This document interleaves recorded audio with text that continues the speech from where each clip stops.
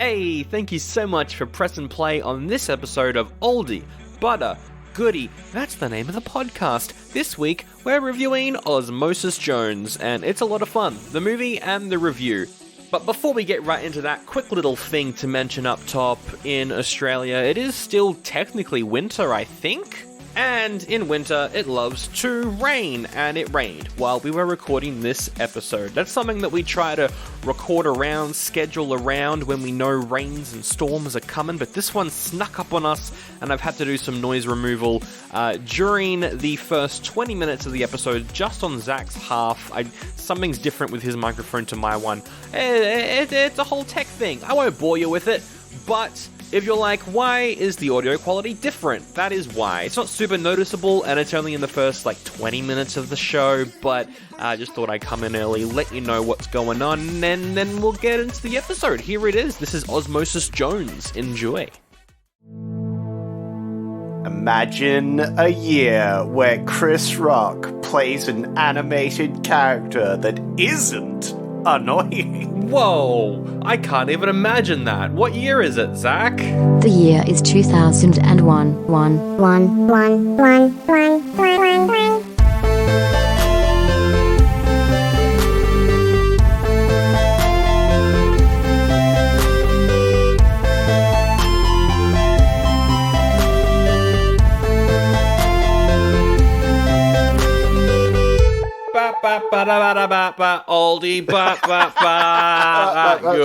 Oldie, goodie, oldie. Welcome to the podcast. I guess this is the intro now. Hello. I think that intro was Sugar Honey Iced Tea. Welcome to the podcast, Oldie Buddy Goodie, where we talk about movies from 2001 in the order they came out in. We do kids' movies mostly, and that's what we're doing this week. Osmosis Jones, starring Chris Rock. My name is Sandro Felcher, and I'm joined by Zach the Lion. Oh, shit. All right, because it's Madagascar. Sorry, I'm doing my best. Oh, what was his name? Was his name Maurice? Maurice? I'm doing whatever that lion's name impression, because he was stupid. Maurice. I have not seen any of those movies in over a decade. That might have been the giraffe. Oh, the guy from Friends, yeah. Yeah. Good stuff. This episode is coming out at a really good time. We're not coming out at a good time. We're doing it at a good time, because this is a movie about someone getting sick. And Zach, you are fully sick, bro. Yeah. Yeah. No, I've had the good old shalt not be named disease that has been going around. I finally got it after years of working in retail and just waiting for it to come. Yes. I finally got it, but for the most part, I'm okay. Yeah. I'll say sleeping sucks, but luckily my Osmosis Jones, my inner Osmosis Jones, was joined by quite a few. What was the pill name? Drix. Oh no, drips. Yeah, he was joined by a lot of drips. And that helped out. It's funny how, because when I got sick, was that during the Pulse episode, which was also about the world falling apart. So we have one episode where you're sick and the world's falling apart. The other episode where I'm sick, where we're talking about a guy getting a disease and fighting it off. Yeah.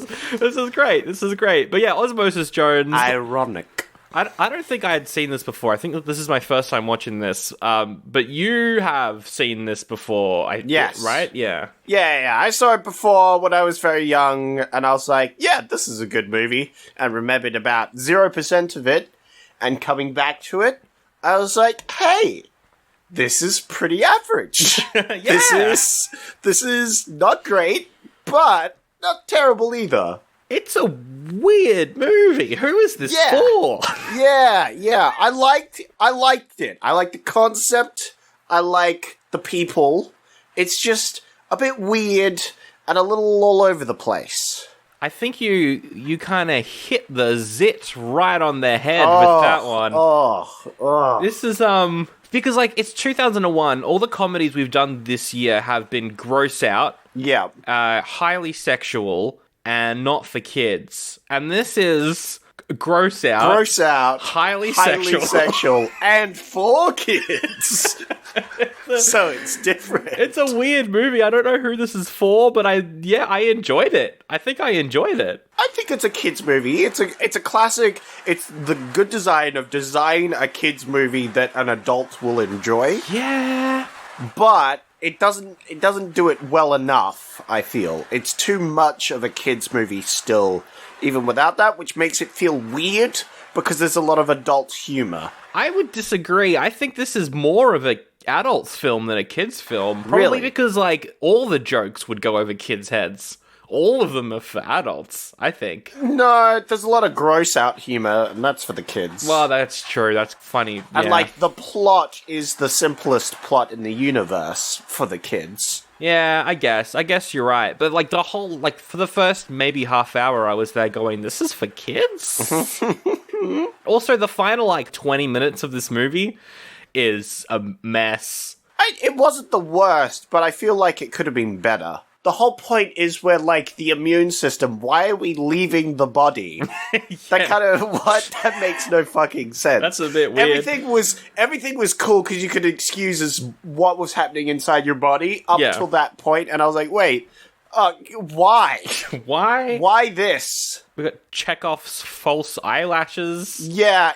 Completely pointless. Yeah. What a dumb... Couldn't they have just had, like, a hair fall... Like, it was just a dumb setup. Yeah. To a dumb final ending situation.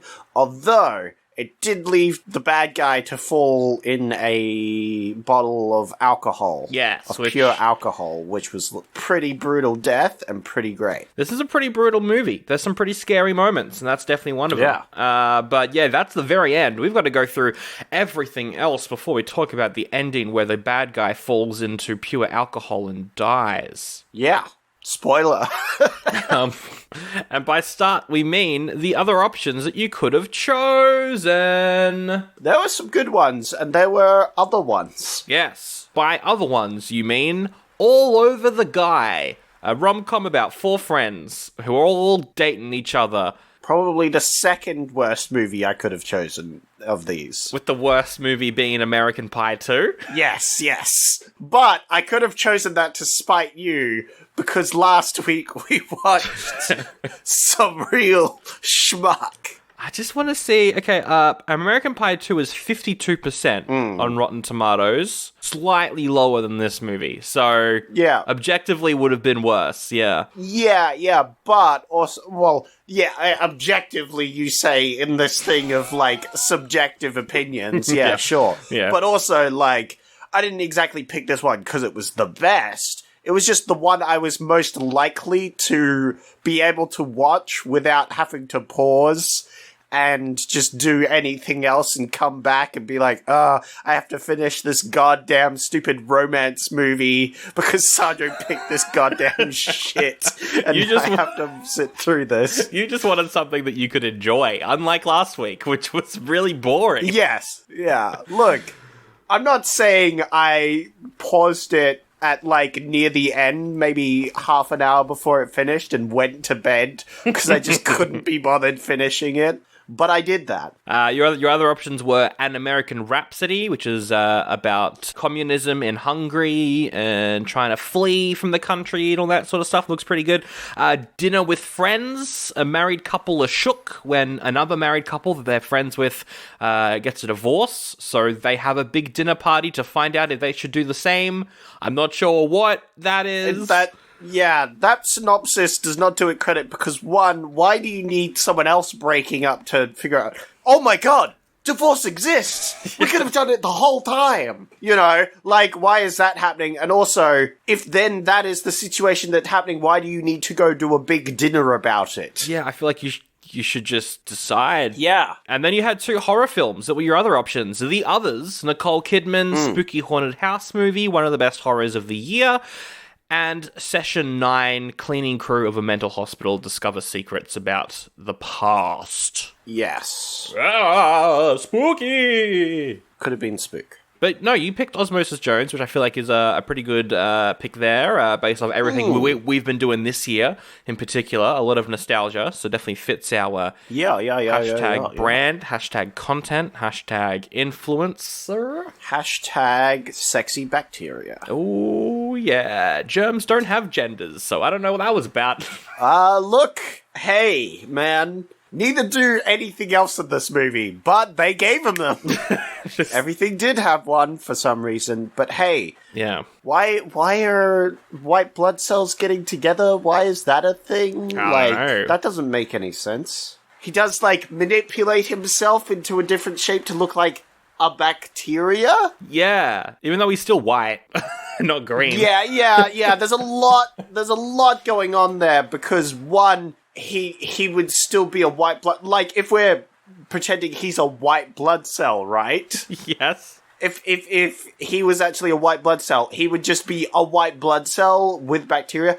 His molecular structure doesn't change. He just changes his shape. So the germs must be relying on a visual thing, right? But if they're relying on a visual thing, they can clearly see he's a white blood cell. Look, this movie doesn't really work on a science level. No. But I feel like on an emotional, human character journey level, they really gave these white blood cells genders, and that made me question things. Hey, look, there's nothing wrong with wanting to bang the secondary white blood cell. So stupid. Anyway, this was released August 10th. It's written by Mark Hyman. Hyman! So he's the writer of Meet the Fockers. Oh yeah, I remember. I've watched that one. That's a fun one. But he's also best known as a script doctor. He's fixed up scripts for many movies, including How to Train Your Dragon. Oh yes, very popular. And there's 4 directors attached to this thing. 2 of them are the Farrelly brothers, who are the writers and directors of Dumb and Dumber. They did all the live action stuff. They're the live action directors. Right, that makes sense. Because you've got 2 halves to this sort of film. Yes. Or 1/3, because it was mostly animated. You got the real life story of the guy whose body they're in and his daughter, and then you've got the in the body story of the bits we actually care about. Got him. Yeah, so they did all the live action stuff, and then the directed stuff was directed by Tom Cito and Piet Kroom, who have done so many movies, including Iron Giant, which makes sense because there's some characters in this that look like the Iron Giant. They worked on Shrek. They worked on every Disney film from the 80s and 90s. And I think the animation of this film is pretty good. Oh yeah, it looks really good. I mean, Bill Murray looks like he's suffering constantly, but maybe that's the aesthetic they were going for. I liked how inside of Bill Murray, it's just Gotham. It's the worst city. Yeah. Well, that kind of makes sense for the whole motif they were going for, right? Because he's like a lazy, terribly unhealthy human being. He is the grossest human possible. Yes. It's impressive. And therefore his insides reflect that. Yeah. Bill Murray plays Frank. Originally, the human was going to be played by Will Smith. Ah, that would have been cool. Yeah, but that couldn't work out. But it would have been funny to have Chris Rock inside of Will Smith. Wouldn't that have been ironic, really? That would have been great. For the rest of the live-action cast, Molly Shannon is the teacher. She's fantastic in so many things and is great in this. She is very funny. She's fantastic. And also Chris Elliott is his friend from work, Bob, who is in Schitt's Creek. But Zach, did you recognize him from something we have done on this podcast? Quite a landmark movie on this podcast, actually. Wait. Which one? Who's Bob? Is that Uncle Bob? Uncle Bob, yeah. You'll have to stretch your mind back through the years. Through the years? Potentially as far back as possible. Wow. Was he in the first movie we watched? Yeah, he's the Yeah. Oh, is he the main character? Yeah, he's Cabin Boy. Oh! He's a main character from Cabin Boy. Yeah, I never in a million years would have got that. Yeah, it's it, because he's good in this. Yeah. Whoa. Yeah, episode 1, Cabin Boy, Chris Elliott's disaster of a solo movie after SNL or something. But for the voice cast is impressive. Chris Rock is Ozzy. Main character. 2001 was the year when his TV show was over, so he started getting more lead roles in movies. He's pretty good in animated films, I'd say. You reckon? He knows how to do animated films. Yes, absolutely. All right. I could use 5 more of the same film, just with him as one of the main characters. I feel like you're making a criticism towards the Madagascar franchise. No. I'm making a criticism at 3 extra Madagascar films. That's true. Is the first one good, though? That's the real question. The first one was fine. Yeah, it was fine. I think the first and second one, and then... You think the second one's good? I think the second one's fine. I think it's fine. Is the second one they go to the circus, or I thought it was the third one? Third one's circus time, yeah. Yeah, the third one, the circus is just pushing it to... the writers are out of ideas at this point. I think the third one's better than 2, though. The only good thing about 2 is the sexy hippo man. Yeah, Moto. Yeah, Moto.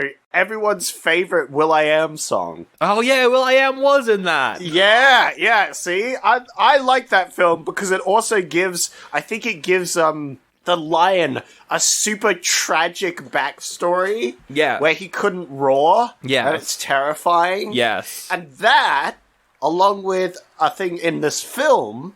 mildly traumatized me as a child. Wow, how about that? Mostly because I'm too empathetic towards main characters, apparently. Good movies, though, actually. Good movies. That Penguin of Madagascar movie, totally necessary. Like, totally necessary film. Yeah, you're right. The rest of the cast, Ozzy's partner, Drix, the capsule guy, is played by David Hyde Pierce, Mr. Fraser himself. Fraser's in this. Have you seen the sitcom Frasier? No. Oh, it's great. It's actually really good. You should watch it. He's like a radio presenter. Okay. I feel like he was slightly underutilized. You think so? Yeah, his, jokes are, obvious, but also, he doesn't get as much screen time. I don't know. It's weird. He feels like the sidekick, but he only does what the story wants him to do. That's true, I guess. He has a fight with Osmosis Jones, and then immediately about faces and goes, I want to be with Osmosis Jones again. Yeah, that scene made no sense. There's a lot of plot points where they want something to happen, but then can't figure out a way for that to lead into something else. So they just do it? Yeah, that happens a lot, and it was annoying. Yeah. There's, he can't dance. Yeah. And then just dances. And the plot doesn't find a good excuse, way of leading into what he does. He just kind of does it. Mm-hmm. He's just there for the plot. He's fine. I think he does a good job, of the sidekick. He's the straight man, whereas Osmosis Jones is the, bad cop. To quote the movie. Yes. Not a bad cop, a bad cop. He's bad. Yeah, I think you're right. Yeah. I think a little bit of a mess for him, but I think he's pretty good in this. Yeah, he's fine. It just could have been done better. Yeah. He needed more Kronk in his, Oh, more Kronk, you say? No, I can't do the voice. Oh, it's all coming together. Award-winning musician Brady Norwood plays Leah Estrogen, which is Ozzy's love interest. Hey, Leah Estrogen. Okay, so they did have some more punny names that they didn't share. I like that. I like it. It's weird, though. There's a scene where Chris Rock, walks into the mayor's office and she's there, and Chris Rock is like, oh, hey, Leah, just breaks the fourth wall and calls the actor by their name. Did that happen? I didn't notice that. That's really funny. I will always give them props for that. That's very funny. It's so silly, but I like that a lot. That's a great joke. No, that's a great joke. And she, of course, works for the mayor, who is played by William Shatner. oh my, Whoa. the body is literally imploding, but I'm an asshole and just want my political campaign to work. To work. Yes. I'm Yeah. good in this. It's my only good performance since Star Trek 6. Woof. Yeah, no, he's pretty good. I Yeah. like the whole, like, the body's going to shit because his mayor is just, like, an idiot. But that brings up a question, which I was going to get into during the synopsis, but we can do it now. Free will doesn't exist. It's the mayor. It's the guy that the body voted in as mayor. No, because free will exists. It's only that the mayor can sometimes take over. What? Like, because they only take... Yeah, the brain functions. He's just doing a little override. Because we're one big, like, flesher mech, right? If it was like the mayor decides when you fall asleep / get sleepy, I'm fine with that. It's more that the mayor can override the voice and also decide where they go on trips. Yeah. It's like the body runs on a supercomputer, right? But there's always a manual human override. Except in this case, it's a single white blood cell that was elected in your body.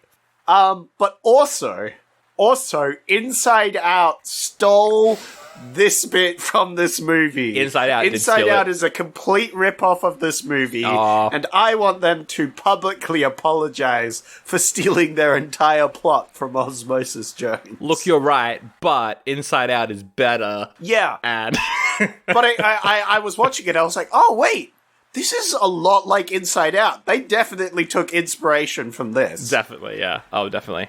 Who else is in this? Ron Howard, director of Solo, a Star Wars story, and Good Films. Hey, that's your favorite Star Wars movie, isn't it?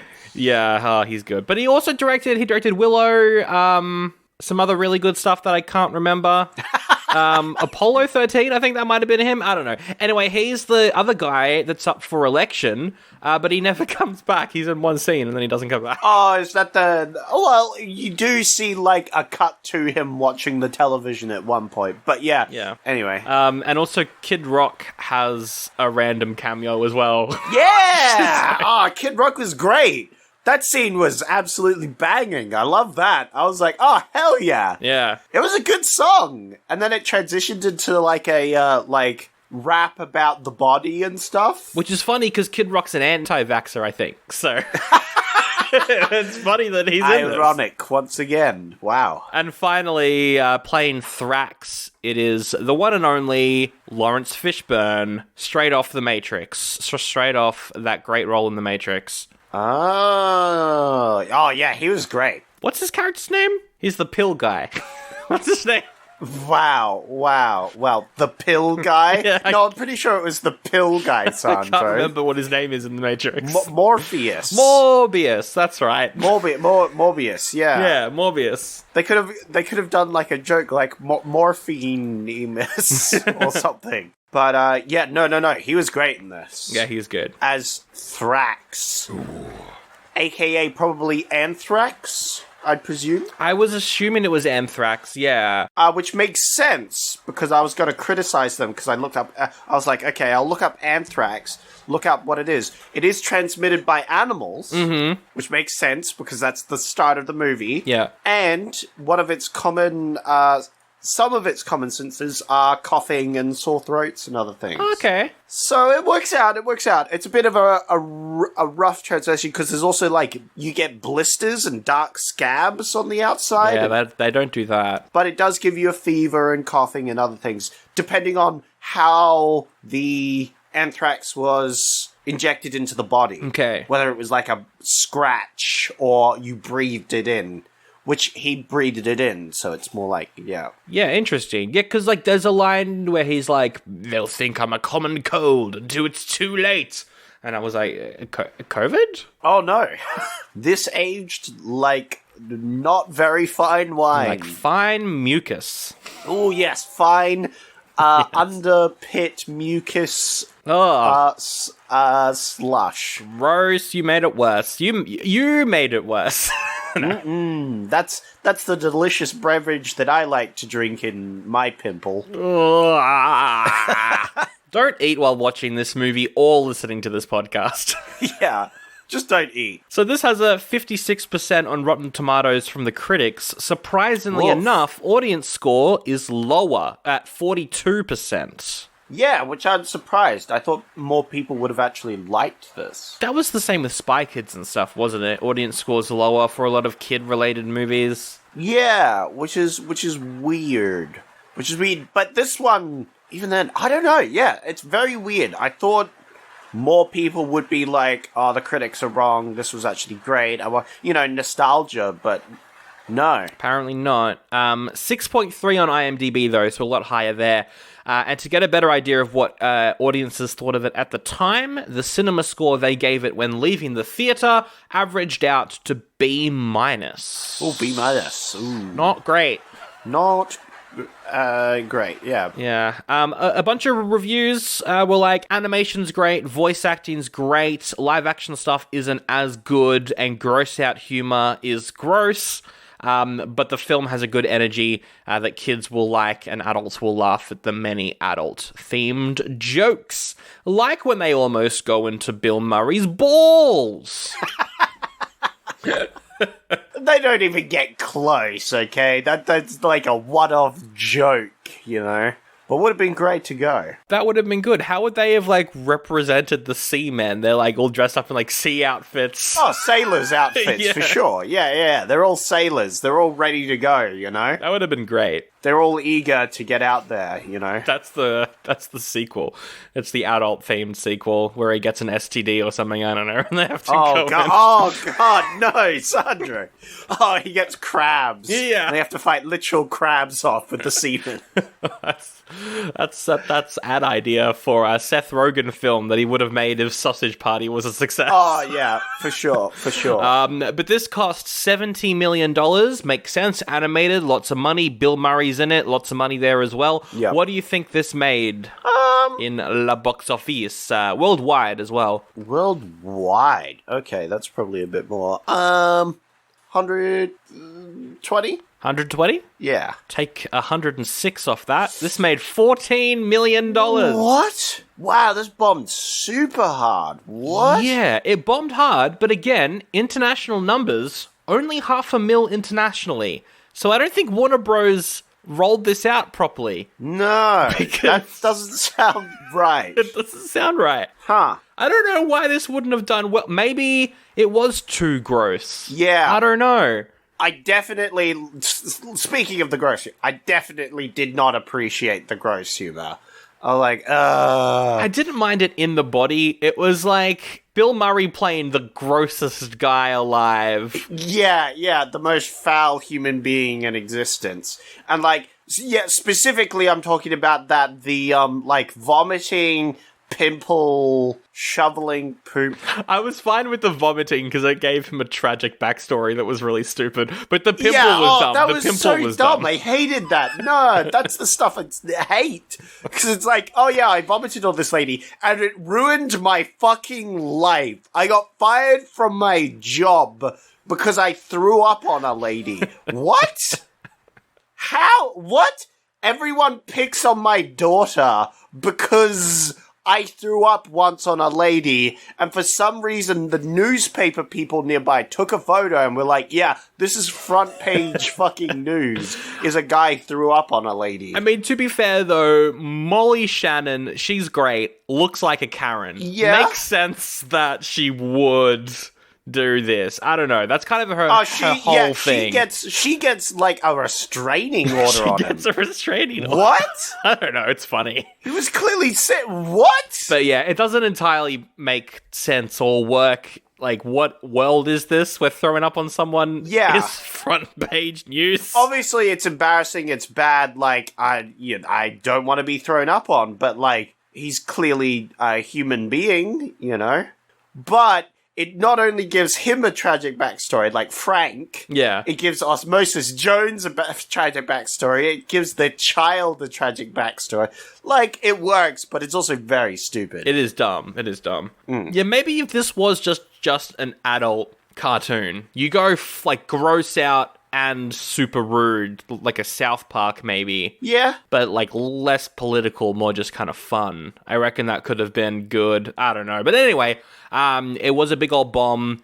Did eventually get a TV show though, and I think that drew people to like renting out the VHS. So maybe it did pick up that extra money later on. But taglines. Oh, all right. Here we go. An epic adventure of microscopic proportions. Ha ha ha! I like it.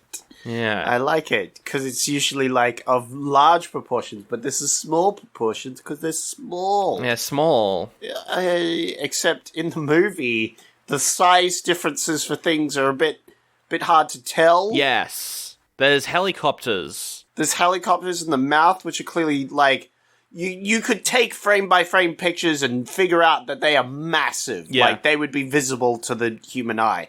But anyway, thumbs up. Thumbs up for that one. I reckon that's good. Also a pretty good tagline for other movies like Inner Space. Yes. That would have been a good one for that one. There is the second tagline. He's one cell of a guy. I like that one a lot. That's pretty fun. I like puns. I like adult humor. Yep. Because it's like you'd only get that if you knew it was hell of a guy, right? Holy spit, he's one cell of a guy. Ha ha! Yeah, thumbs up. Yeah, that is a good one. How about everybody needs a hero? Ha ha ha! Wow, these ones are good. They're actually good taglines. These taglines are great. I'll give this one a thumbs up as well. I don't think I've ever given like 3 thumbs up in a row or at all. Well, maybe this final one will get your 1 thumbs down. I almost don't want to read it ruin your hot streak. But here we go. This is for a character poster for the character Leah. Oh no. She's got a Jones for osmosis. Leah, one hot hormone. What? That Yeah. doesn't make any sense whatsoever. She's a white blood cell. She's not a hormone. No, but also they're advertising this movie, this children's movie, this cartoon movie, as like it's got a sexy blood cell lady. What? That is so dumb. Very That is so 2001. Oh my god. I hate that one so much. Oh man, it was going so well. Yeah, that's a thumbs down. I'm glad we're like close to being done with your 2001, you horn dog. Yeah, horn dog. God, thank goodness the internet's getting invented and everyone can jerk one off before thinking about blood cells or whatever. God. Yeah. Everyone was just so horny. My theory stands that just everyone was super horny till the internet came along and fixed that. And then they were like, oh God, we've been making kids films with like sexy blood cells in them. Oh, what have we been doing? The whole world finally got post-nut clarity and was like, Jesus, what have we been doing? Yeah, no, literally, I think if you go back now and watch old movies, you're like, why are they so horny? That's it. We are the post-nut clarity. That sees these movies for what they are, just very horny. Oh boy. Ever wish you could go back in time to the Saturday mornings of your childhood, eating cereal and watching your favorite cartoons? Well, we don't provide the cereal, but we do have a cartoon time machine to take you to animated shows of the past, present, and future. And even just some stuff that doesn't exist, but wouldn't it be cool if it did? We're your animates, Katie and Scarlett, and we'd like to invite you to join us on our podcast, Cartoon Time Machine, releasing new episodes of cartoon fun times every Sunday morning. We're 2 film majors who love to talk cartoons and get way too into them. So if you want to hear 2 adults getting way too invested in the world of Steven Universe, or answering the age-old question of whether Sugar Mama would beat General Amaya in a fight, we're just trying to figure out what Tom Kenny voiced in every show, tune in to Cartoon Time Machine, part of That's Not Canon Productions. See you there. Let's get to the synopsis of the movie. It starts off with the logo for Warner Bros., but it's a gem. Yeah! This movie really appeasing to those Snyderverse fans because they hate Warner Bros. Oh, they're calling it a gem. Right, yeah, okay, wow. That was a good joke. It's a big brain joke. The only other joke this movie needed was, I don't know, Kathleen Kennedy being a bloody virus, am I right? Oh, work broke. I hate the internet. Please don't mention virus. I'm dying. Anyway, Bill Murray's got an egg and he eats it. Oh. No, he doesn't.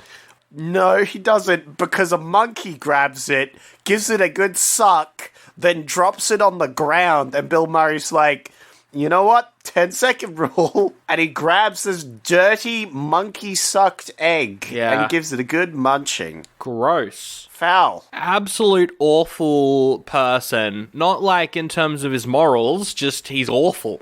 Yeah, he's a gross human being. And his daughter's like, hey, Dad, maybe you should, like, eat a salad and exercise. And he's like, fuck you, kid. I'm being a gross fucking human being. I'm Bill Murray. Oh my god. You know what, though? Seeing Bill Murray in an early 2000s kids movie made me want to add something to our Patreon list, Zach. Oh. A movie that I know we both were a fan of as a child. Oh, no. Garfield. It's from 2004, but I reckon we should do him. Absolutely. I think the Garfield franchise as a whole. The two films, yeah. Yes. Because that second one had a Monty Python guy in it, didn't it? I think. Possibly, I don't know. Look, I remember Garfield. I remember Garfield 2, where there was two of them, which was hilarious. Oh, so funny. They did the Marvel formula before the Marvel formula. The bad guys, it's the good guy. I would be so glad to watch those movies, Sandro. It would be so fun to go back to those movies I used to love. Oh, God. And then stopped loving and didn't go back to. For good reasons. Yeah. Speaking of getting back to a movie. Oh. Let's talk about Madagascar. Oh, yeah. Right. So, I like to move it. Moto. I like the bass line in Moto. If you go listen to that song, it has a boom boom boom. It's great. It's really good.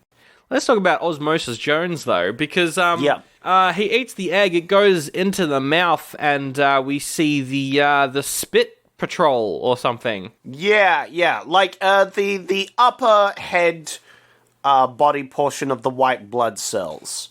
Yes. Where you have the guy in a helicopter. Yes. Which is not meant to represent anything really. It's just a helicopter because the white blood cells are like the police. Well, they've got cars as well, but the cars are like not germ cars, but they look everything's like things. Made out of like organic material, right? Yeah. So, which includes the copters, I guess, because also the copter has like a spit gun. Mm-hmm. The gun has like a mouth. Yeah. Which is a little disturbing. Creates saliva. Yeah. It works, I guess. I don't know.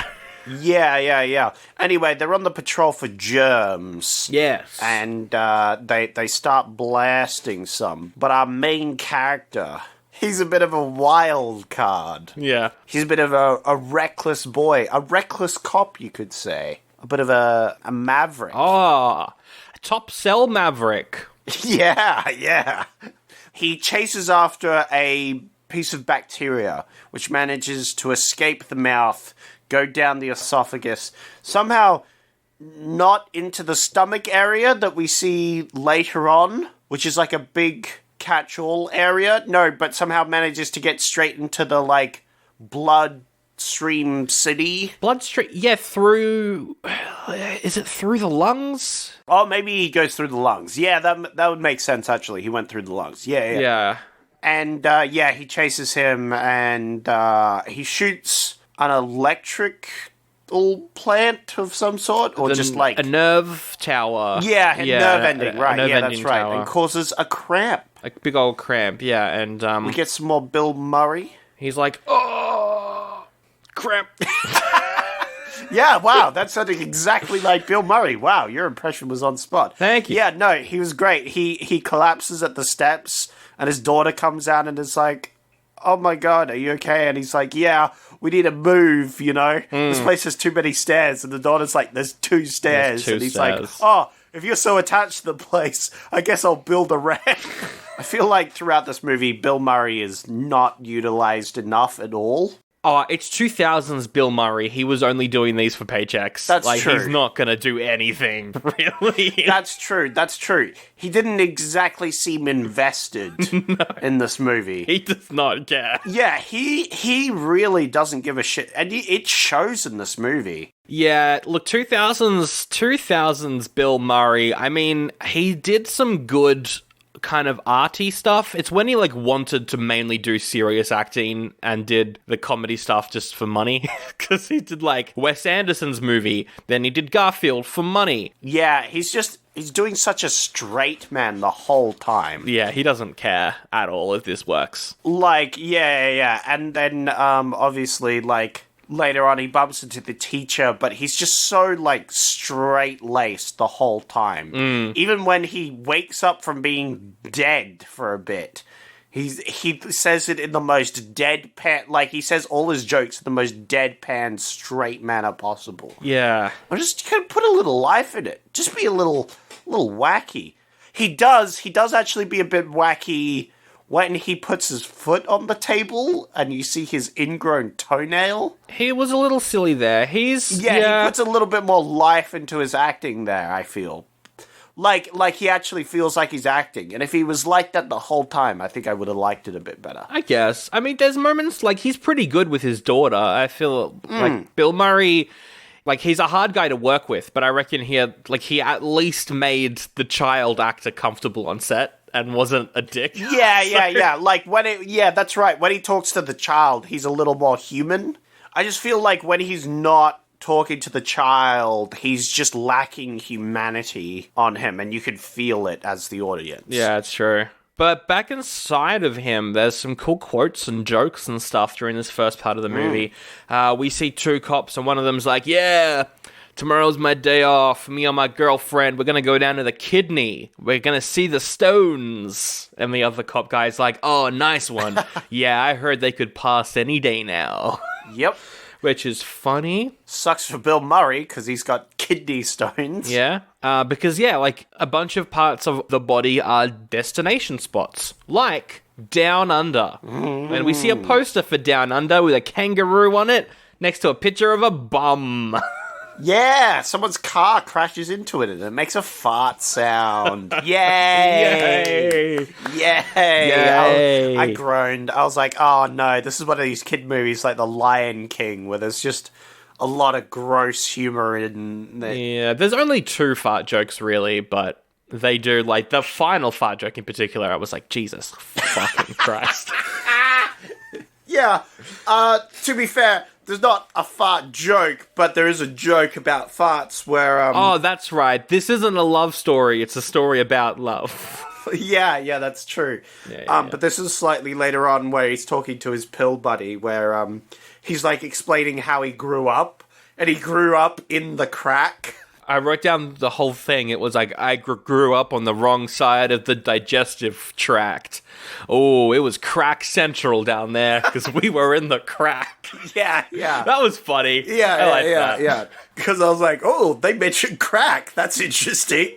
But yeah, it all leads up to a Ghostbusters reference with the cleanup crew are cleaning up the mouth, and they've got the Ghostbuster packs on, and they make the sound effects and stuff. Yeah, they're sucking up bacteria, but then one of the guards goes missing, and the guy's like, what? Where did he go? And he goes to investigate, and oh my god, Thrax pops out of some egg goo, and he's like, hey, yo, things, look out, I'm pretty contagious. Hey, he brutally murders one of them. It's brutal. It's a lot for a kid's film, I was surprised. Along with lighting the vehicle on fire and driving this flaming vehicle down the throat. It's so metal. Yeah, it was pretty metal. It's so metal. We cut to the mayor. The mayor's like, oh my god, we're getting sick. There's some pretty cool quotes. One quote that I wrote down was, Mayor, what do you have to say about all the hair jobs laid off from the scalp? Don't worry about it. We're gonna make up for those with plenty of jobs going in the back. So good. But yeah, the mayor's like, oh, we're getting sick. We can't afford this. And so he takes over full control and he makes Bill Murray have a pill. Yeah, so the mayor's plan is he wants them to go to this wing-eating, competition. Yes. Because his main portion of voters comes from the gut, specifically the fat rolls. Yep. Which we cut to at one point, which is great. It's called the fat rolls or something, Yeah. and it's just these apartment blocks that cheer when the mayor makes his announcement. Yeah. But Bill Murray's getting a little sick, so the daughter goes to call the hospital, and the mayor's like, "Oh shit, we can't go to the hospital. We need to do this."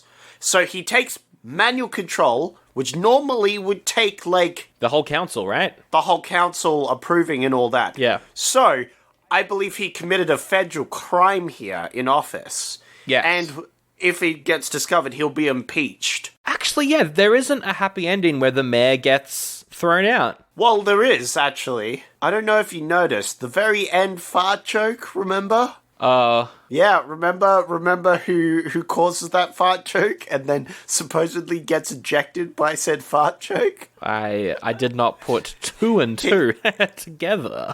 Yeah, no, he doesn't exactly get ejected from office, but he gets ejected, that's for sure. I see. He doesn't get ejected from the office, he gets ejected from the orifice. The orifice. The gaping orifice. Oh, don't call it gaping. All right. So this mayor, yeah, he's obsessed with the vote. He wants to get reelected. Unlike normal mayors, which are definitely not like this. No. And presidents. They're all like Arnie. Yes. Federal. Yeah, thank you, Arnie. Who is apparently also Dracula? I will be right back. And, he works on his own, right? To get a cold pill. Which sends down Drippy. Mr. Drixie Boy. He is the Iron Giant. He is a superhero. He is a #1 crack agent. And he teams up with Osmosis Jones to investigate the sore throat that is developing, which was caused by the saliva boat that was caught on fire and then rammed through the throat, basically. They find a germ that's going to rat on what's happening, but the pill freezes him. By accident. And it's like, oh shit, my bad. Yeah. But it's a good thing he does freeze this germ because it comes back multiple times as an integral plot to this movie involves this bacteria, which I like. I like how it's weaved into the story. Yeah, weaved in. More like it. No, I can't come up with a pun. I can't do it. More like it was sewed in. Stitched into the story. Ha ha! Lilo and Stitch is a good film, actually. Anyway, we cut to Bill Murray's armpit. His daughter doesn't let him buy deodorant because it causes cancer, so his armpits are What? sauna houses for the mafia. Hold up, Sandro. Deodorant causes what now? Cancer. I mean, elements. The aluminium is not good for you. No, but has that ever been a thing that deodorant causes cancer? Hippies. You know. I can't wait to use that one. Hippies. Anyway, it just means he smells bad because alongside not taking deodorant, apparently he just doesn't shower. No, well, he looks like he doesn't shower, so it makes sense. No, Bill Murray looks awful in this movie. Yeah. Just constantly. Oh, dear. But yeah, no, his armpits are spa houses for the mafia, and... Yeah, they've got an Italian mafia in his armpits, which is great. And they're like, have you got the payments from the food fungus? It's great. It's so fun. Yeah, and I was like, this is great. And then Thrax comes in and kills him, and he's like, I'm so much worse than Ebola, and just kills him. Yeah. Which I feel like anthrax isn't as bad as Ebola, but it's just the virus, being a bit jealous, I feel. Also, wouldn't, if it was, Ebola or, hell, even COVID, one of those kind of super diseases of viruses, there would be a whole bunch of them, right? It wouldn't just be one guy. Yeah. This movie doesn't really do diseases justice because, the spreading and other things, there'd be lots of him. Yeah. Surely?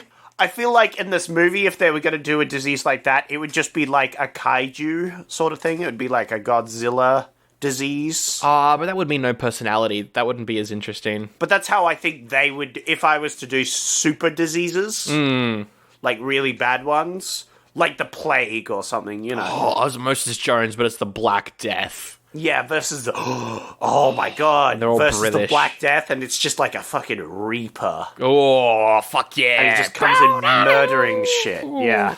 Oh, and they're all voiced by, like, the Monty Python guys. All the, like, remaining Monty Python guys. Are the, Yeah. And John Cleese is like, oh, hello, it is I. I am... I for some reason can't do a British accent all of a sudden.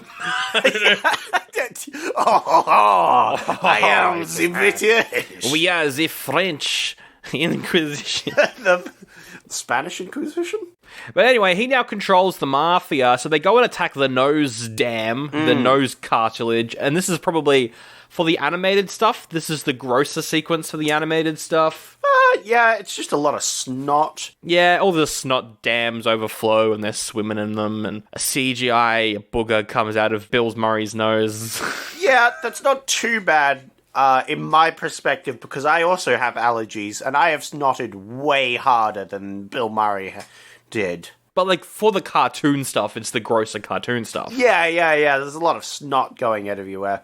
I didn't really mind it. It was worse when Osmosis Jones drank the, like, armpit juice, I feel. The snot flood wasn't as bad for me, mostly because I guess I didn't really think about it. Yeah. I just thought of it as like water, but if you think of it as snot, that is pretty gross. Yeah, a little bit grossy. But no, it's an okay action scene. It's an okay action scene. They gotta clean it all up and all that. There's like a constant danger of like, like that snot drip, right? That had the pill in it. And if that drop had dripped out, his cold pill just wouldn't have worked. Which doesn't make any sense. No, it doesn't make any sense. Same with, like, the one individual anthrax thing. It doesn't make sense, No. but for the sake of the movie, you know. Also, I was constantly thinking this throughout the whole movie. It's the same with Inner Space.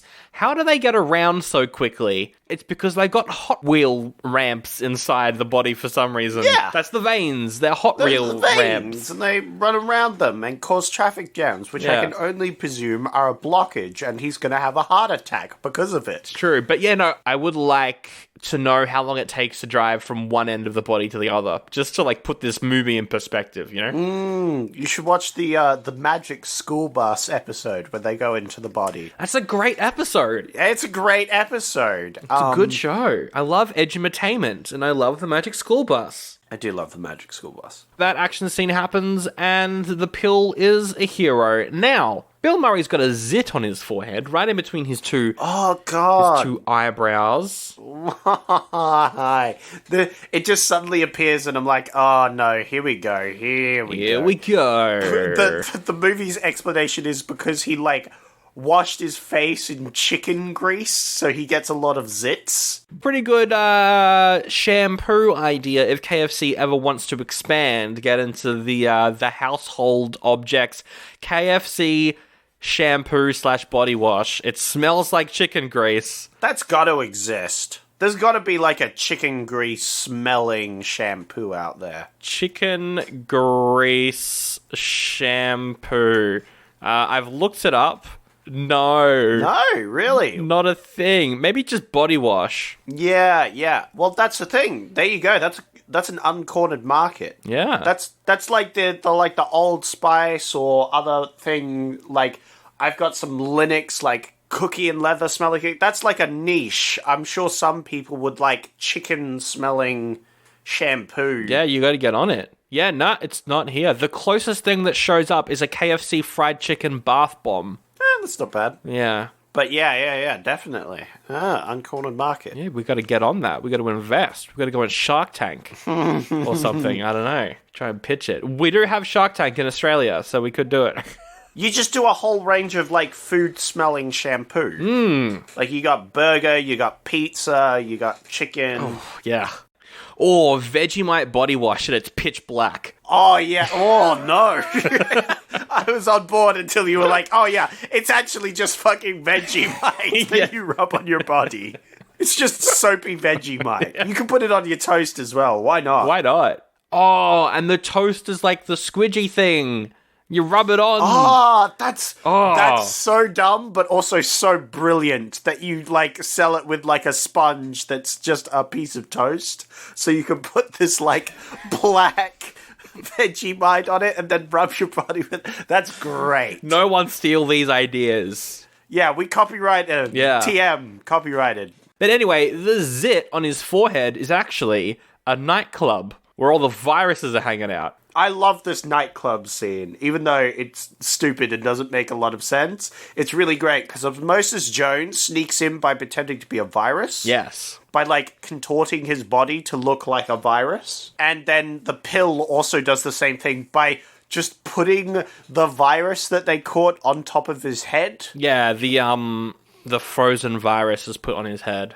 Which at some point, I think he accidentally snapped one of its eyeballs off and then, like, ate to hide it, which was a dumb thing. Anyway, he has some armpit juice. Nom nom, delicious. Delicious. He goes into Thrax's super secret, hard to get into meeting that's just in a room that you can walk into. Yeah. Oh, we didn't mention it just before this scene. The reason that they go to the zit is because the flu shot. Oh, yeah. There's this virus who's actually like works with the cop because he's through the flu shots and stuff. That was funny. That's a very clever. Yeah, there's a guy who's been sent in. He's like a flu virus. But of course, he's a vaccine. Yeah. So like, he's a narc for the cops. But he only narcs on flu virus.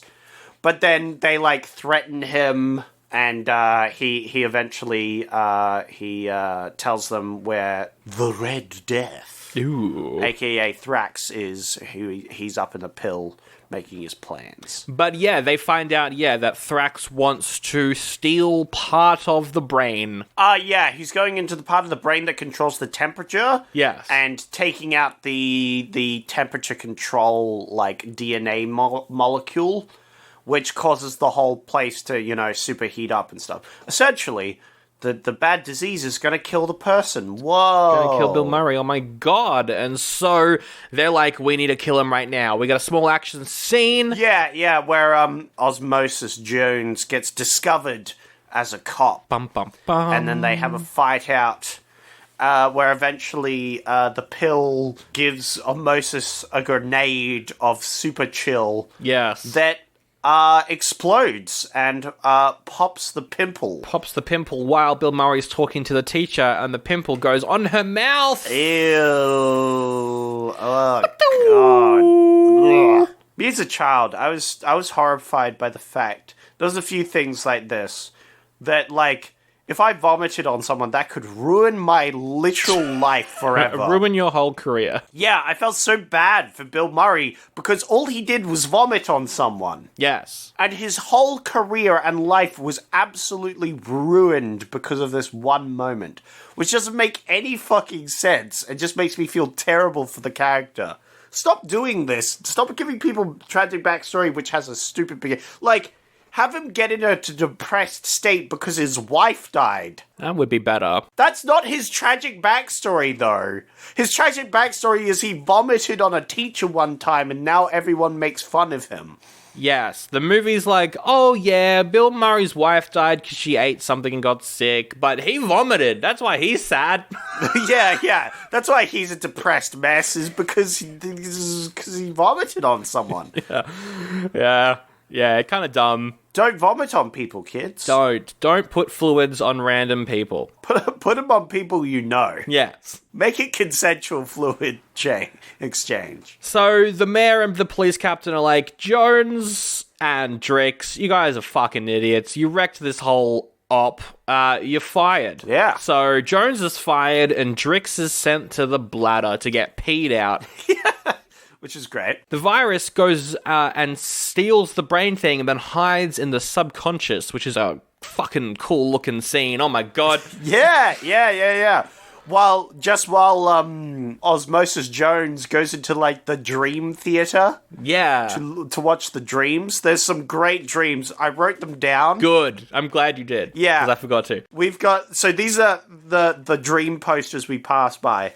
Honey, I forgot my pants, It's great. which is a picture of him, like, in his shirt or whatever. With, like, the Honey, I Shrunk the Kids Yes. font. Yeah. He didn't study the test, and the test is in 5 minutes. So good. I love that one. We have Your Worst Nightmare, which is a poster of his friend and his daughter in, like, wedding outfits. I hated that. Yep, that was disturbing. Which is fair, it's you know... It's a nightmare. I don't know. I always say your best friend should be someone that you're comfortable your daughter marrying. That's what I always say. Yep. That's what I learned from Blame It on Rio.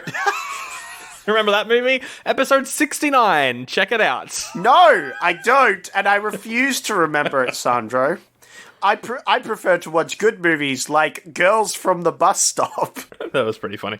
Yeah, and so Osmosis Jones goes into the dream theater and he's watching this dream that he's having when suddenly the theater starts to, like, warm up Yeah. and, like, burn. And he's like, oh my god, Thrax is in the brain. Oh, yeah, because they thought that they killed him with the pimple explosion. Pimple explosion, yeah. So he's like, oh my god, he's alive. So he rushes to the bladder. Oh yeah, that is a good point, actually. That is a good point, now that you mention it. The whole, like, getting back and forth from parts of the body. Because he goes from the brain all the way to the bladder to go back to the brain. To just fetch the pill. I didn't actually think about that, but yes, that doesn't make any sense that he ran all the way back there. Yeah, also, considering that we're just in the bladder, that kind of ruins a joke later on, kinda, where the pill is like, Jones, we gotta get to the dangly thing. And Jones drives towards the dick. Yeah. They were just in the bladder. Wouldn't it make sense? Because, like, Thrax is trying to escape, right? So it would make sense that he's trying to get to a hole. So maybe Osmosis Jones is like, oh, he's trying to get through the penis. He's gotta eject himself out. Ha. But instead, of course, Thrax is going through the mouth to try and sneeze himself out. Yeah. So anyway, they head over there. There's some funny quotes where he's like, Drix, you gotta think outside the pillbox. Funny because he's a pill. But yeah, this is when the movie starts to fall apart for me because it's just random plot points that just kind of happen. Like all of a sudden, it's an ending. Yeah, all of a sudden Leah is in the brain area and then she's suddenly kidnapped. And then there was a car chase. The car chase was pretty good with the cops chasing after the virus mobile. Yeah, I don't know where Thrax got his car, but I was fine with it because it was cool. It was cool. While all that is happening, Bill Murray, he's obviously overheating, so he passes out and gets sent to the hospital. Yes. Meanwhile, very importantly, his child is putting on fake eyelashes. I hate... As soon as they did that, I was like, oh, god damn it. They need the ending to happen, can't figure it out, or we'll just randomly introduce something at the end. Yeah, it was very dumb. I don't know why they did this. It didn't make any sense. No. They should have had, like, a fight on the teeth or something. You know, like... Why did they have to leave the body? It makes no fucking sense. The whole point of this is, like, it's a fight in the body, right? Yeah, but I guess they wanted the stakes and the scope to get larger at the end, so they were like, we'll do it outside. I don't know. They should have had a whole thing, instead of the bad guy using, oh, no, that wouldn't have made sense either. Because what they were trying to do is get the bad guy to drop into the alcohol, right? Yes. Because that is a cool scene. That is a cool death for this bad guy. That is a good death. So how do we do that? How do we do that? Well, what we do is they all drive to the throat, and the virus gets surrounded by cops and Osmosis Jones and everything, but he's got pollen, so he throws the pollen, and Bill Murray sneezes him out. Yes. He's made his escape, and so Osmosis Jones is like, Drix, how's your aim on that cannon of yours? Put me in the cannon, fire me at the virus. Which was cool. Fires out, he tackles the virus in midair, and they land on the daughter's eyeball. Oh, but it's also a problem, this fight scene at the end there eliminates the pill. The pill is no longer a character in this fight scene anymore. Yeah, not not useful at all. Yeah. Yeah. Although the pill's already a hero, so I guess, it's fine. Yeah, but, like, they cut out one of the two main characters, right? They're a buddy thing. We'll finish this ending, and then I'll tell you how I would have done it instead. Yeah. Oh, yeah. I think this is a pretty badly written series of events. So yeah, he gets sneezed out. Bad guy gets sneezed out. Osmosis Jones gets shot after him. Gets shot at him. They land on the daughter's eye. They land on his daughter's eye, and then the bad guy's like, ha ha ha, I'm going to infect the daughter now. Yes. They have a fight. Matrix fight. They have a Matrix fight. I was going to mention there's some slow-mo. Everyone's favorite, especially Sanjo's. Oh, it's Matrix slow-mo. I'm fine with it. Yeah, it's Matrix slow-mo, which is a parody thing. And it's all because Morbius is in this movie. That is true. Oh, yeah, that's right. I totally didn't make that connection. He's fighting Morbius at the moment, so of course they do a Matrix joke. He is fighting Morbius. We're annoying so many people by not saying Morpheus, but I don't care. Morbius is in this. Yeah. They fight and fight and fight, and they get to the eyelashes. They're on the eyelashes, and they're fighting. Yes. And Osmosis Jones goes, wait a second.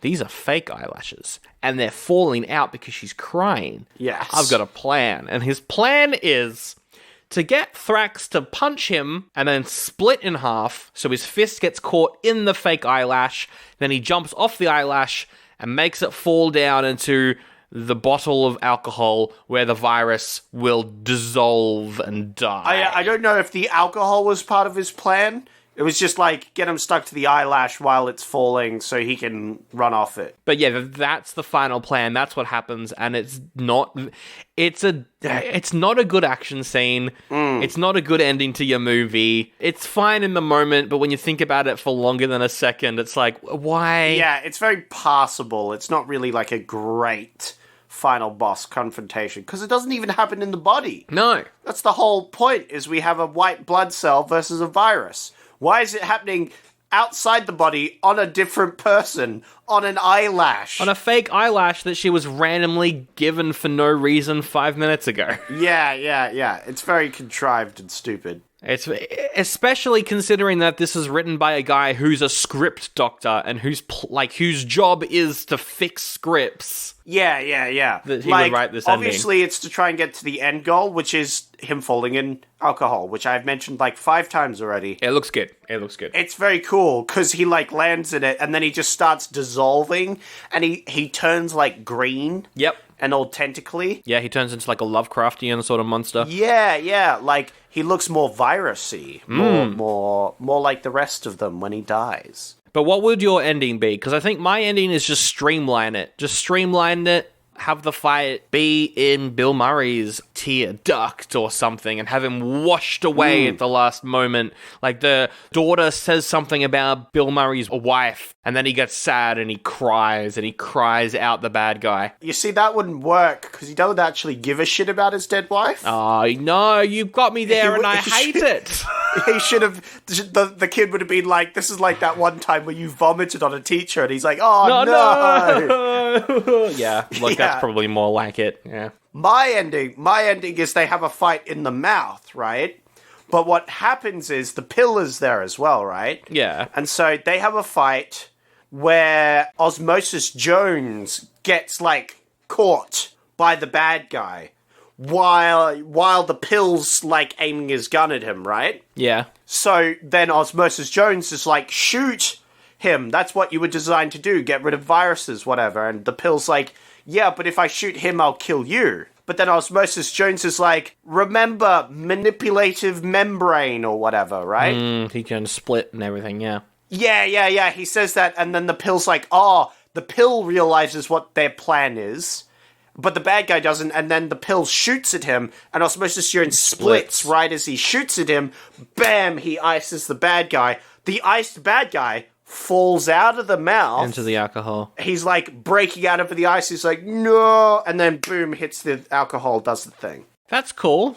maybe a thing to make that a little bit more emotionally impactful, swap places, have the pill sacrifice himself and die. Oh, shit. At the end as well. That's great, Sandro, but also then you couldn't have the pill in the TV show, could you? But anyway, we got an objectively worse ending in the actual Yes, movie. Not correct. very good. So the virus is dead, but the temperature is still rising, and the city is falling apart. And Bill Murray dies until the daughter leans over him and cries a tear into his mouth. A tear that contains Osmosis Jones, just so he can get back in the body. Yeah, whatever. So Bill Murray sneezed out the only white blood cell that had the cure for him on it, fighting the singular virus cell that was killing him.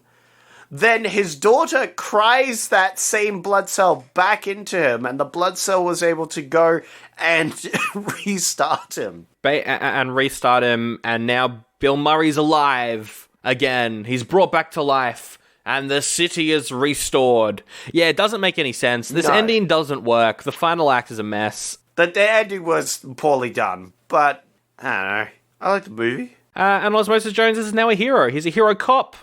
He gets the girl, even though, again, they're cells, and there is no gender in cells. Yes. Oh, when they first meet, she makes her like, you want to divide with me? I hear you mostly divide with yourself. Oh, that was a funny masturbation joke. Yeah, it was a masturbation joke, and I was like, that's great.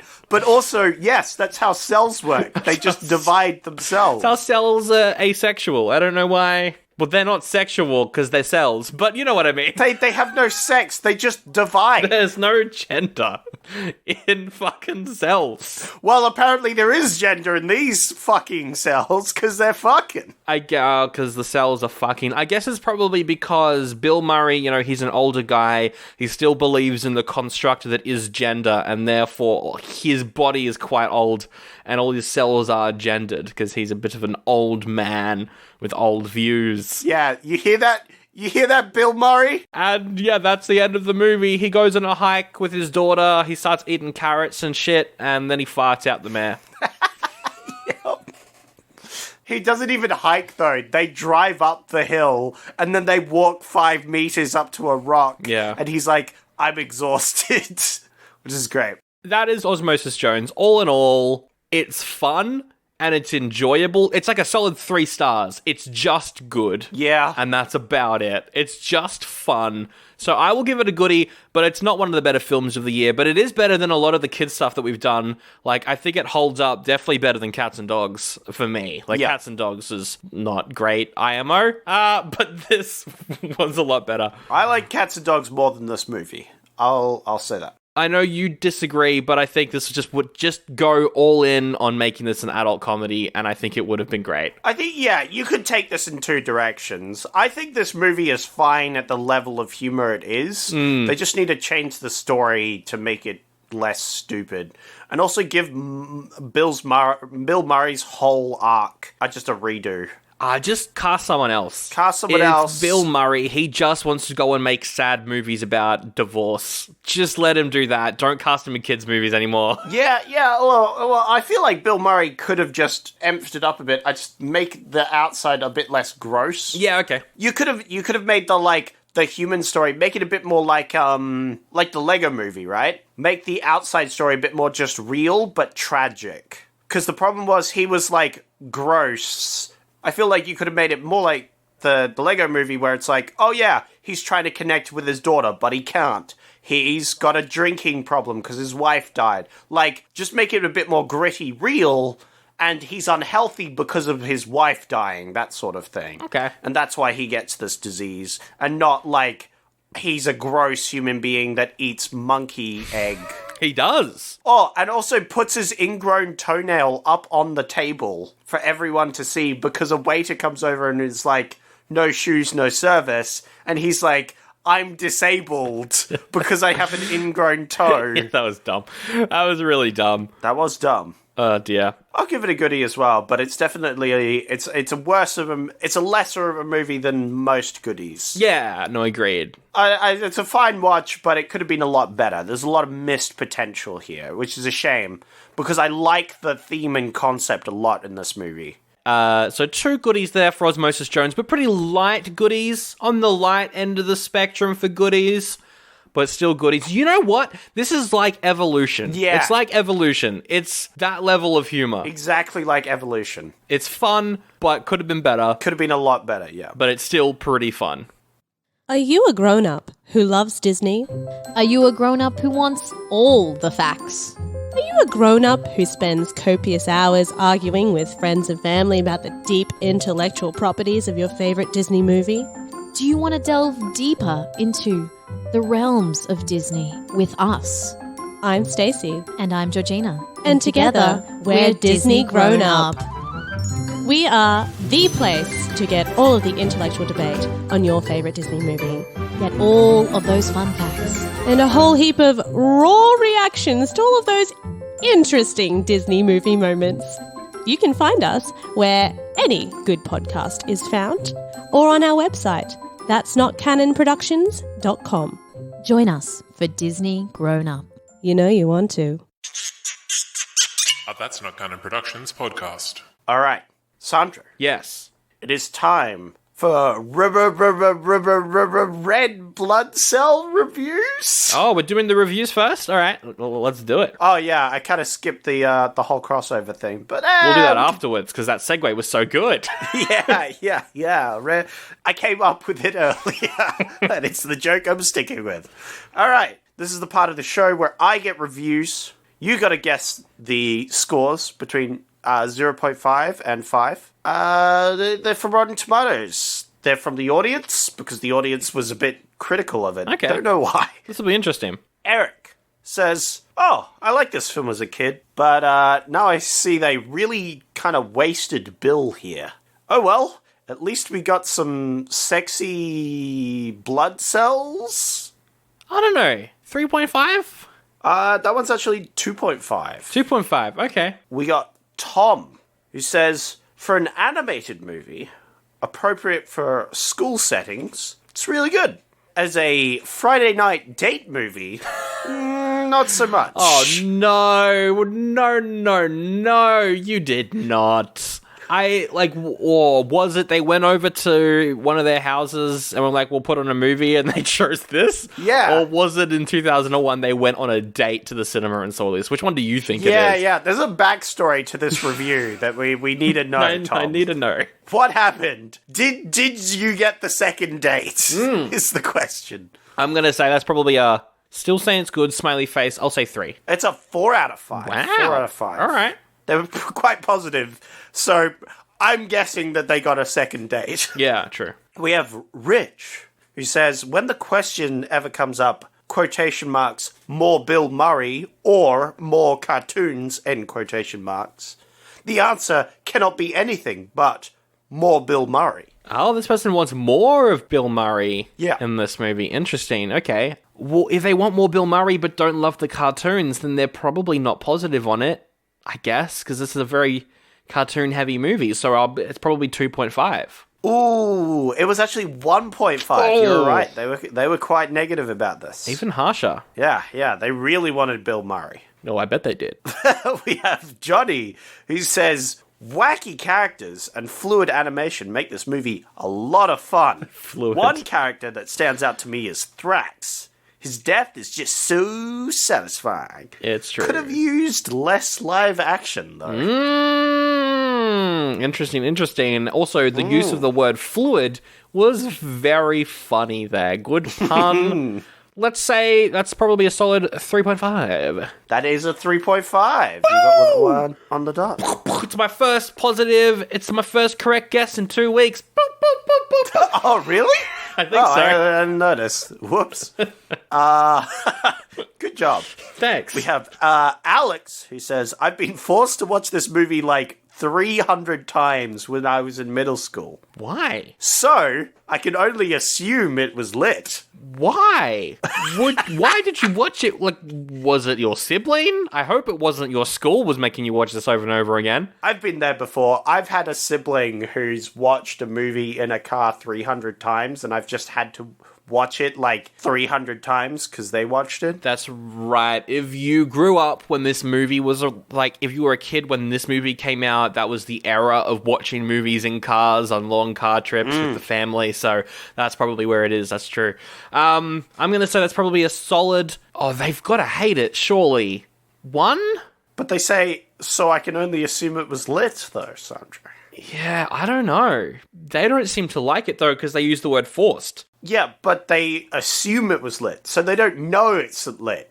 But they've watched it 300 times. Oh, I don't know. It's 2 out of 5. Yeah, no, I'm just criticizing them because I'm like, what does that mean? You watched it 300 times, but you're assuming it was lit? Do you not remember it after watching it 300 times? Maybe they only watched it once, but they can't count, so they're like, that means 300? I don't know. I'll say 2. It's 4 out of 5. It was positive, okay. I think there were an adult coming in and re-reviewing it because they watched it as a child, but still, none of it makes sense. No, it doesn't make sense. Speaking of doesn't make sense, we have our final review by Lance, who says, I love it, very good. The best of the best. Greatest. Osmosis Jones is my biological father. What? Exclamation mark, exclamation mark, exclamation mark, 111. Exclamation mark, exclamation mark, exclamation mark, exclamation mark, exclamation mark, exclamation mark. Oh my God. 1. I hate that. That's got to be a meme. Oh my, I hate everything. I will say that is 5 out of 5. No cap. The review or what they rated it? What they rated it. That review is a 1. That review is great. They're your biological father because I guess you just watched it a lot. Is that what that is? It's 5 out of 5. You got it correct again. Well done. Wow. And I'm going to guess your one. The first one you mentioned sexy cells, so I feel like that's probably yours because you hinted, my one, right? you hinted, but maybe it's not. Maybe you're throwing me off. Maybe your one was the last one. It was very dumb and stupid. I'll guess the first one, but I don't know. It was the first one. I cut out the bit. I wrote white bloods. At least we got some sexy white blood cells / pimple bacteria. But I thought if I said both of those, it would be really obvious. I would have known, yeah. Yeah, so I cut out that little bit there, but you still caught on, and I was like, oh, shit. All right, let's travel back in time, and let's do a crossover between Osmosis Jones and a random movie we've covered on the podcast before. A random number generator's given me 125, which I feel like we've had recently. So if it's something... Oh, but no, it's not something that we've done recently, actually. Oh. Because last week was 124, The Gate. This week is 125, Beverly Hills Cop 2. Oh, hey, this works perfectly. Eddie Murphy and Chris Rock. Oh, and it's also such a great crossover because that means we've got the zebra from Madagascar and Donkey from Shrek in the same movie. So what's happening here? Who is our body that we're infecting? Because obviously they are 2 white blood cells, right? Well, yeah, there's 2 ways to go about this. So I'm like, Axel Foley from Beverly Hills Cop is turned into a cell. No. Or it's his body. I think it's his body. But we still need a cell played by Eddie Murphy. Yeah, I think he could both be the person and the blood cell in his body, or we could just have a different person, and I think it's just a blood cell played by Eddie Murphy. It's gotta be Beverly Hills Cop, though. It's gotta be a proper crossover with Beverly Hills Cop. Oh, right, because it's like a crossover, right? I think you could have, it doesn't make any sense, the whole shrunk down thing, though. No. Unless it's like inner space, he goes into like a pod. Yeah, like you could do an inner space sort of thing, but I think instead you have Eddie Murphy as the person and have an Eddie Murphy cell. A cell. Oh, and the cell's just a big fan of Axel. Yeah, it's a big fan of the body, and it's like they have a bit where Eddie Murphy looks in a mirror and is like brushing his teeth, and the cell's like, "Hey, that's one sexy little guy." Yeah, you know? that's it. That's it. So I've got it. Okay. So he's going up against a criminal, right? Axel Foley is on a case. Mastermind, let's say Jewel Thief. That was the second movie. But anyway, we'll do it again. Jewel Thief. Yep. But the Jewel Thief is sick. And during a punch-on at the start of the movie, because they're fighting, right? During that punch-on, some sickness is shared. Yeah. They have a punch on, and the bad guy, like, sneezes full on in Eddie Murphy's face, and Eddie Murphy goes, "Oh, what the fuck?" And it's a super virus. And it enters the blood, and Osmosis Jones has to team up with his new... But Sandro, Yeah. how did Osmosis Jones get there? Well, it's quite simple. He got a blood transfusion. in between movies, because Bill Murray died and donated some of his organs. No, that's not what I was going to say. I was going to say that Bill Murray became a nicer person. Oh, and donated blood. And donated blood, yes. And so Osmosis Jones and the assistant lady and the pill all took a transfer to the body, right? Yeah. And so they're in this new body. And then, of course, whole sneeze thing happens. He gets super sick. Axel Foley's like, "No, I need to catch this bad guy." Oh, he's got to catch the killer while he's caught a cold. Yeah, like, he's like deathly ill, and everyone's like, "Just go home and take some sick leave." And he's like, "No, I need to get him." And so it's like the two stories kind of mirror each other, because the virus is also like a pretty evil but silly villain. Yeah. And they've got to kind of do the same sort of thing. And the Axel Foley, like, white blood cell is also super obsessed with getting the bad guy. But Osmosis Jones, he's been in that situation before, was he's obsessed. So he tries to, calm him down, And we've got Eddie Murphy and Chris Rock trying to... That's such a good idea. Who plays the... and the guy that plays the bank robber also voices the virus. Yeah! Oh my god, that's genius! Yeah, because it's the bad guy there and it's the bad guy. Yeah. Oh, that's great. I would actually watch this. This is one of the rare sequels. Yeah. This is a great movie. This is a very entertaining movie. And it's called Beverly Hills Cell. There's a title there somewhere. Yeah. Beverly Hills Cop 4, which they are making at some point. So we'll probably have to do 3 before 4 comes out, because we haven't actually seen Beverly Hills Cop 3. But anyway, I reckon that's the episode right there. Yeah. Oh, absolutely. That was good. This was great stuff. It was a fun episode. Thanks so much for everyone for listening. Thank you so much for telling your friends about the show. That really helps out getting you ears on this bad boy. I just called our podcast a bad boy. That's us, the bad boys of podcasters. Thank you so much for reviewing us on iTunes or Spotify. That also helps get new eyes on this bad boy as well. We are on YouTube. We are on Instagram. We've got a Facebook page, and we've of course got patreon.com/oldie-buddy-goodie-pod. Up right now is the review of Wild at Heart, the 5th episode in our K-drama. Yes. The 6th episode in our K-drama out next week, the final of that long series, which is going to be a lot of fun. You can be our little viruses and go spread the podcast to other people. I like that idea. Infect them, as it were. But patreon.com/oldie-buddy-goodie-pod for ad-free episodes, for bonus episodes, all that good stuff. That is it. Thanks to Josh Cake for our theme song. Thanks to That's Not Canon Productions for everything that they do as well. And thanks to Zach, who's going to read a bunch of words at me while I make a decision. Cheers, Sandro. Hey. It's not often I get thanked for doing the end bit that we always do at the end of the podcast, but you know what? Thank you, Sandro, for listening to me. And thank you. Oh, almost at episode 200 as well. So we are in a Ooh, very thankful exciting. mood. That's going to be a fun episode, I reckon. Absolutely. Yeah. We got to do something a bit different for that one. I'm not sure what we'll do. We'll see when we get there. We'll think about it. Maybe we'll say that we're going to review Beverly Hills Cop 3, but then we never do. Yeah. I don't think we've done that before. Would be silly. Speaking of something silly, you're going to pick next week's movie. Yay! Your options are, we've got the American Outlaws. Residents of a small town, yeah, pretty much, try to stop the plans of a new railroad. Okay. So, exactly.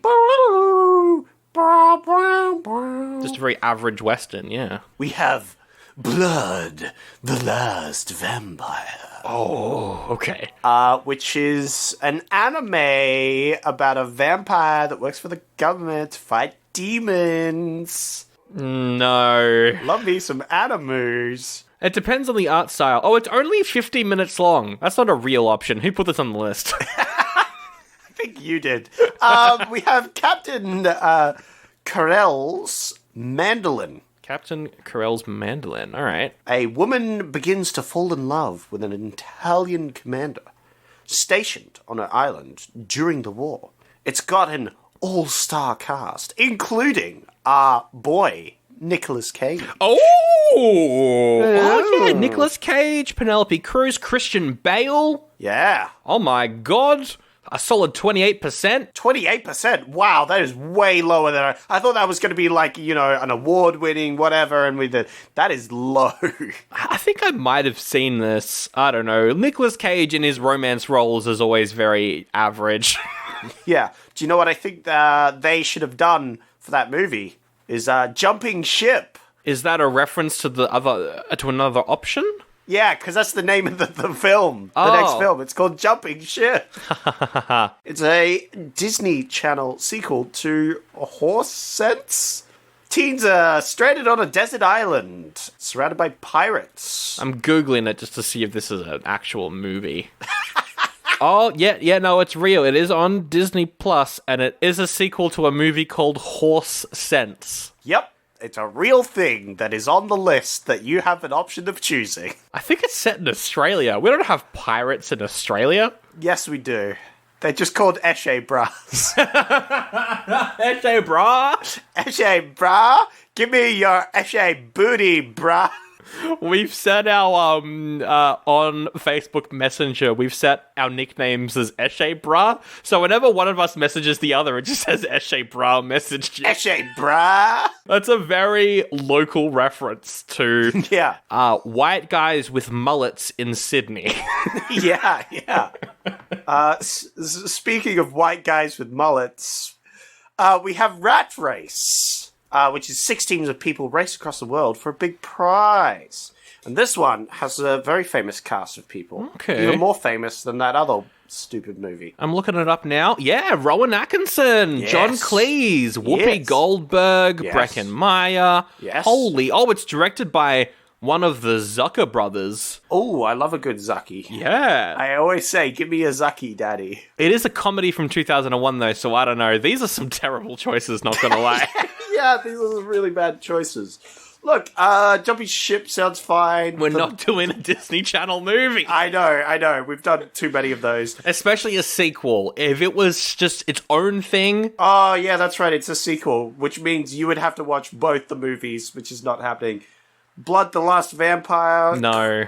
American Outlaws? No, it's just another... We've already done an average Western this year. That is true. Nicolas Cage, we've done a lot of Nicolas Cage, and I feel like... That is true. We're a bit caged out. And this one, that one was 28%. I was hoping it would be higher. Yeah, it's more of like a romance war movie, which, I don't know, not super interesting considering that we did Original Sin last week. That is true. So I guess we gotta do Rat Race. I mean, I love Naked Gun. I've definitely heard of Rat Race. You have heard of Rat Race? Yeah. I've heard of this movie. I haven't seen it at all. All right. Next week, we'll do Rat Race, which will be a lot of fun. Rat Race sounds like the podcast. We're rats. And we're racing to get these out before I die of COVID. Well, that's yep, that's right. We are gonna bank every episode for the rest of the year.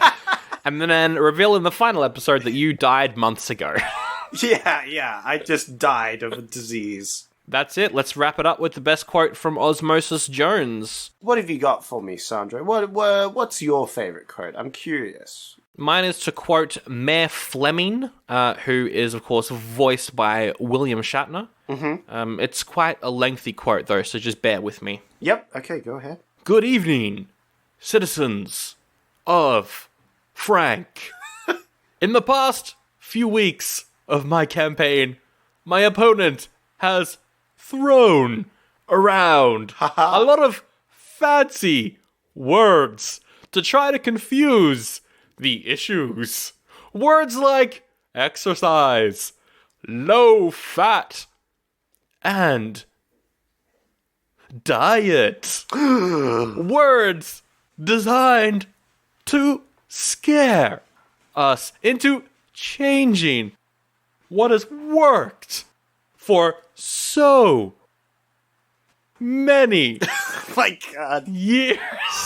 Yeah, this was a long scene in the movie. I don't know why they had such a long scene here. Well, I say let's stay the course. Remember, a fat Frank is a happy Frank. It's true. That's the quote. Yeah, it's my favorite quote from the movie. Yeah, wow, that was, I forgot how long that one was. Yeah, every time William Shatner's on screen, it's like, hurry the fuck up. Yeah. My favorite, to quickly finish this up, was from when he was talking about his backstory with the pill and how he was living in the crack. Yep. And it's, you ever try to blow dry your hair with a fart? Did he say that? Yeah, he did say that. Because he was poor, so he lived in the crack. And then the pill's like, don't say that, I'm going to throw up. This movie's a bit rude, actually. Yeah, no kidding.